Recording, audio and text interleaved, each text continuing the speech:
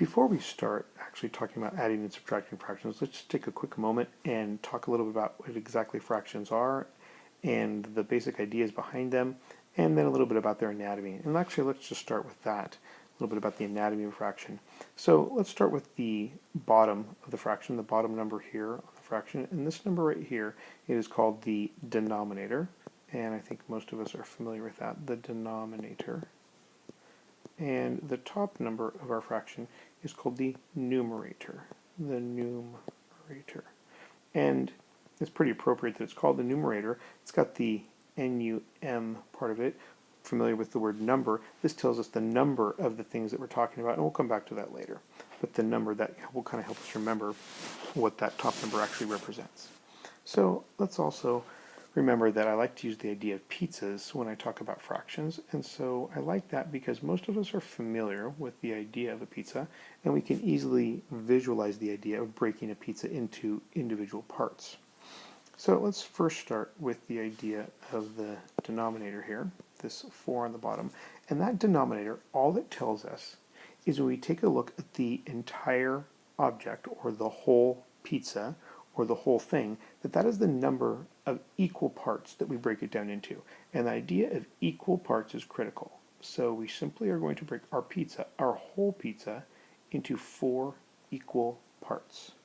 And so there's our pizza broken into 4 equal parts. And that is the denominator. It tells us how many parts to break it into. And then let's take a look at our numerator here, our numerator of 3. Well, that tells us how many of the parts I am going to look at, or how many I'm talking about. So if I'm talking about 3/4 of the pizza, I'm talking about 3/4 of the pizza, which is 3 out of the 4 pieces. So that helps me understand and visualize what I'm talking about when I look at a fraction like 3/4. That I have 1, 2, 3 parts of the whole pizza out of the entire 4 pieces that makes up the whole pizza. So again, the number on the bottom represents the whole of whatever we're talking about, and the number on top represents the part of whatever we're talking about.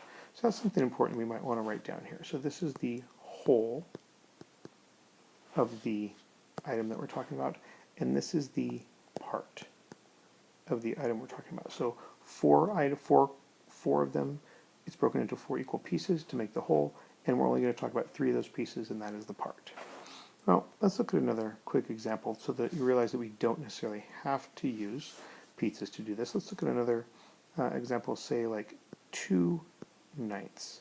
So 2 is our numerator and 9 is our denominator. So 9 tells us that we're going to break whatever object or whatever thing we're talking about into 9 equal parts. So let's just make a rectangle here. Just make a nice kind of long rectangle. Doesn't have to be too perfect. And then let's break this up into 9 parts. Now that can get a little tricky, but we're going to start by breaking it maybe into thirds. And then each of those thirds I'll break into 1, 2, 3 parts.